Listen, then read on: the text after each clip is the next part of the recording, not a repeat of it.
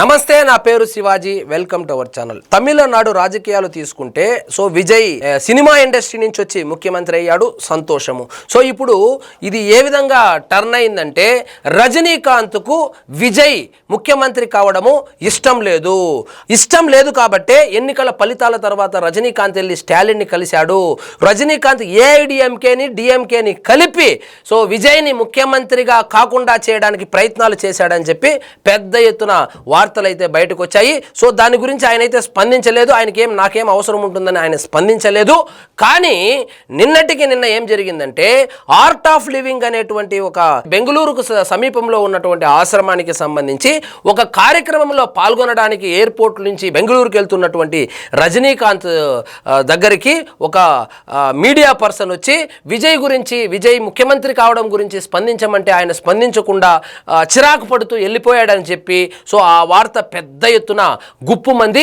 ఇప్పుడు విజయ్ అభిమానులు కావచ్చు, టీవీకే కార్యకర్తలు కావచ్చు, పెద్ద ఎత్తున రజనీకాంత్ ని ట్రోల్ చేస్తూ ఆయనకు విజయ్ని ముఖ్యమంత్రిగా చూడడమే ఇష్టం లేదు, ఎందుకంటే ఆయన ముఖ్యమంత్రి కావాలనుకున్నాడు, కాలేకపోయాడు కాబట్టి, చిన్న వయసులోనే విజయ్ ముఖ్యమంత్రి అయ్యాడు కాబట్టి అసూయ అని చెప్పి పెద్ద ఎత్తున సోషల్ మీడియాలో రజనీకాంత్ పై విరుచుకుపడ్డారు.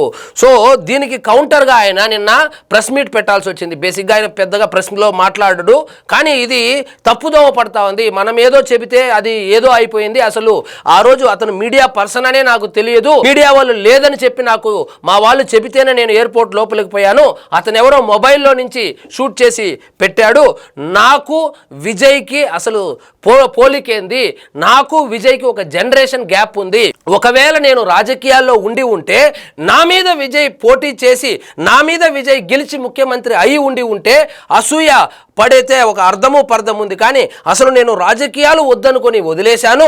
అలాంటి రాజకీయాల్లోకి విజయ్ రావడము, సంచలనంగా గెలవడము, ముఖ్యమంత్రి అవడము సంతోషమే, అంతేగాని విజయ్ ముఖ్యమంత్రి కావడం నాకు ఇష్టం లేదని నేను అసూయతో రగిలిపోతా ఉన్నానని చెప్పి, అదేవిధంగా ద్రవిడియన్ పార్టీలైనటువంటి అన్నాడీఎంకే ఏడీఎంకేని కలపడానికి నేనే ప్రయత్నం చేశానని, అందుకే నేను స్టాలిన్ని కలిశానని చెప్పి వస్తున్నటువంటి వార్తలు అవాస్తవము.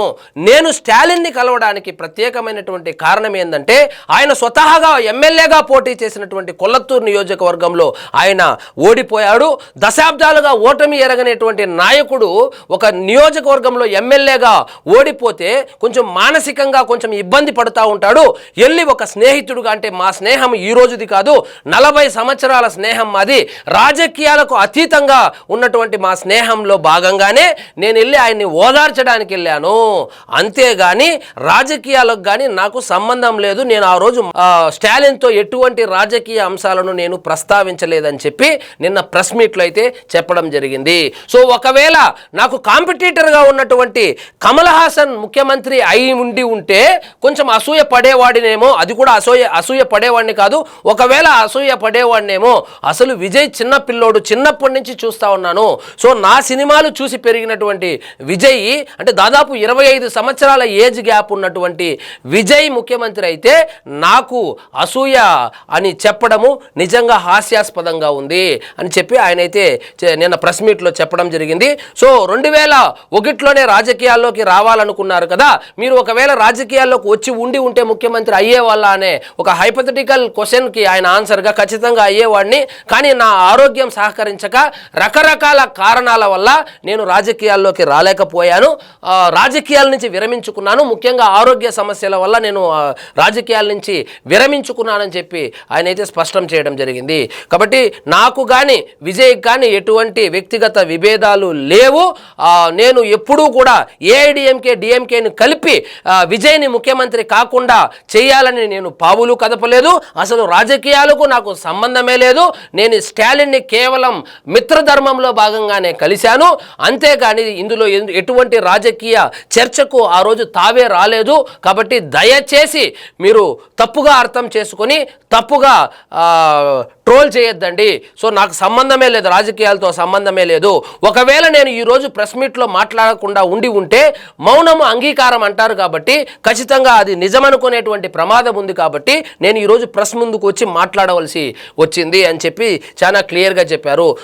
విజయ్కి చాలా మంచి భవిష్యత్తు ఉంది, చాలా చిన్న వయసులోనే ఎంజీఆర్, ఎన్టీఆర్, జయలలిత ఇలాంటి వాళ్ళ సరసన చేరాడని, సో మంచి అవకాశం వచ్చింది, తమిళనాడుకు మంచి గవర్నెన్స్ని అందించాలని చెప్పి ఆయనైతే సూచన చేయడం జరిగింది. మరి ముఖ్యమంత్రి ప్రమాణ స్వీకారానికి ఎందుకు వెళ్ళలేదంటే, నాకు అసలు ముఖ్యమంత్రుల ప్రమాణ స్వీకారానికి వెళ్ళే అలవాటే లేదు, నేను ముఖ్యమంత్రులను కలవడం కానీ ముఖ్యమంత్రులను ప్రమాణ స్వీకారం చేసేటప్పుడు వెళ్ళడం కానీ ఎప్పుడూ జరగలేదు. ఏదైనా పని ఉంటే వెళ్ళి కలవడం తప్ప నాకు అవసరం లేదు, నేను ఎప్పుడు కలవలేదు, కరుణానిధి గారిని కలవలేదు, జయలలితను కలవలేదు, అందుకే నేను విజయ్ దగ్గరకు కూడా వెళ్ళలేదు అని చెప్పుకొచ్చారు.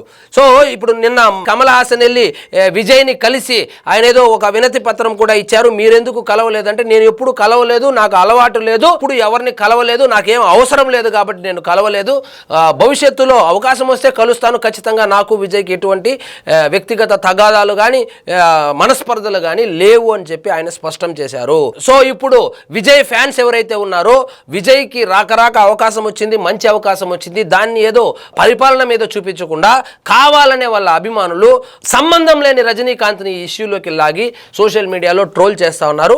మరి ఈ మీడియా సంస్థలు కూడా అత్యుత్సాహం ప్రదర్శించి ఆ రోజు ఆయన విసుక్కుంటా వెళ్ళిపోయాడని చెప్పి పెద్ద ఎత్తున వార్తలు రాయడంతో ఆయన బయటకు వచ్చి ప్రెస్ మీట్ పెట్టి మరి ఆయన ఎక్స్ప్లెయిన్ చేయవలసి వచ్చింది. సో నన్ను విజయ్తో పోల్చుకుంటే నాకు మంచిది కాదు, విజయ్ నాతో పోల్చుకుంటే ఆయనకు మంచిది కాదని నేను ఎప్పుడో చెప్పాను, ఆ మాటకే కట్టుబడి ఉన్నాను. సో అంటే దొరకవలసింది ఎలాగూ దొరుకుతుంది, దొరకకూడదు అనుకునింది ఎలాగూ దొరకదు అని చెప్పి ఆయన స్టైల్లో అయితే ముగింపు చెప్పడం జరిగింది. సో ఇదండి ఈరోజు మన టాపిక్. మీకు ఈ వీడియో నచ్చినట్లయితే లైక్ చేయండి, షేర్ చేయండి, ఛానల్ మాత్రం సబ్స్క్రైబ్ చేసుకోవడం మర్చిపోవద్దు.